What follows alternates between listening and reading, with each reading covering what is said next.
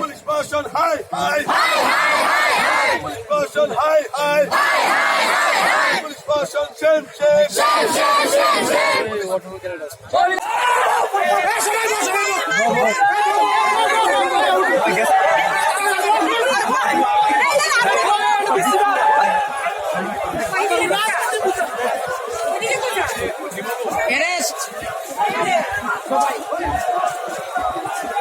BJP বিপ্লবের দালাল, এগুলি দালাল। চলো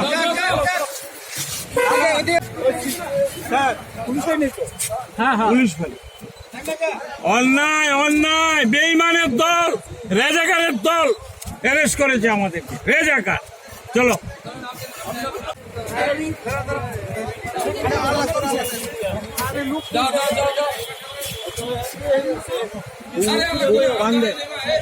বুবুরের গাড়ি দিয়ে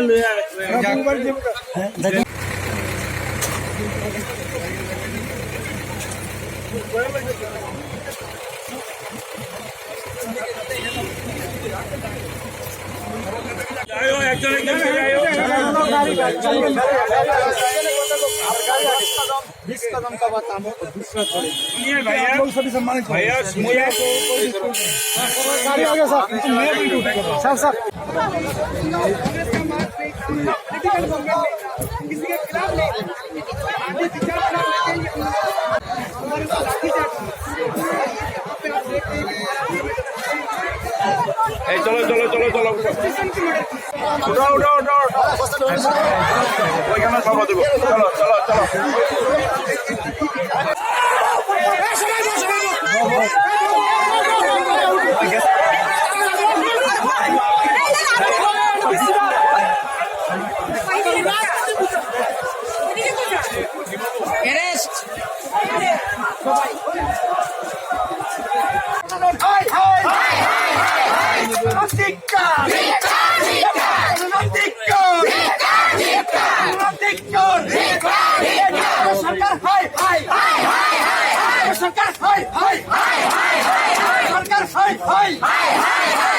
तुम्हारा तानाशाही नहीं चलेगा, नहीं चलेगा, तुम्हारा तानाशाही नहीं चलेगा, नहीं चलेगा।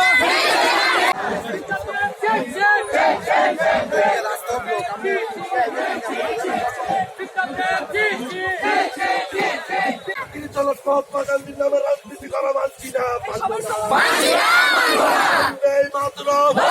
রক্ষা করেছে আজকে সংবিধান রক্ষা করেছে, যে কারণে আজকের দিনটাকে কনস্টিটিউশন ডে বলে অবহিত করা হয়েছে সারা ভারতবর্ষে। কারণ সুপ্রিম কোর্ট মহারাষ্ট্রের ইস্যুতে এমন একটা বক্তব্য রেখেছেন, এমন একটা জাজমেন্ট দিয়েছেন যেটা গণতন্ত্রকে রক্ষা করেছে। আর আজকে আমাদের রাজ্যে, আমার রাজ্য বিনা কারণে এটা সর্বভারতীয় কর্মসূচি, এটা গান্ধীজির উপর 150 বছর পূর্তিতে সারা ভারতবর্ষে পালন হচ্ছে। আমরা শপথ নেব সার্কিট হাউস গান্ধী মূর্তির পাদদেশে, সেখানে যাওয়ার জন্য যখন তৈরি, তখন এইভাবে পুলিশ অমানবিকভাবে আমাদের ছেলেদের লাঠিপাটা করা হয়েছে, যুব কংগ্রেসের ছেলেদের, এবং যেভাবে এবং শত শত পুলিশ এসে এখানে টিএসআর এনে যেভাবে আমাদের উপর অত্যাচার করা হয়েছে এবং অ্যারেস্ট করা হয়েছে, এটা অত্যন্ত নিন্দনীয় এবং আমরা ধিক্কার জানাই। এটা গণতন্ত্রকে এভাবে শেষ করে দেওয়া হচ্ছে, কিভাবে রোখা যাবে না। আগামী দিনগুলোতে জাতীয় কংগ্রেস এই রাজ্যে গণতন্ত্র প্রতিষ্ঠার জন্য লড়াই চালিয়ে যাবে। বিপ্লব দেব সরকার যদি মনে করে আমরা ওদের লাল চোখে ভয় করে ঘরে চলে যাব, ভুল করছেন। আমরা যে কোনো মূল্যে এই রাজ্যের গণতন্ত্রকে আমরা রক্ষা করব।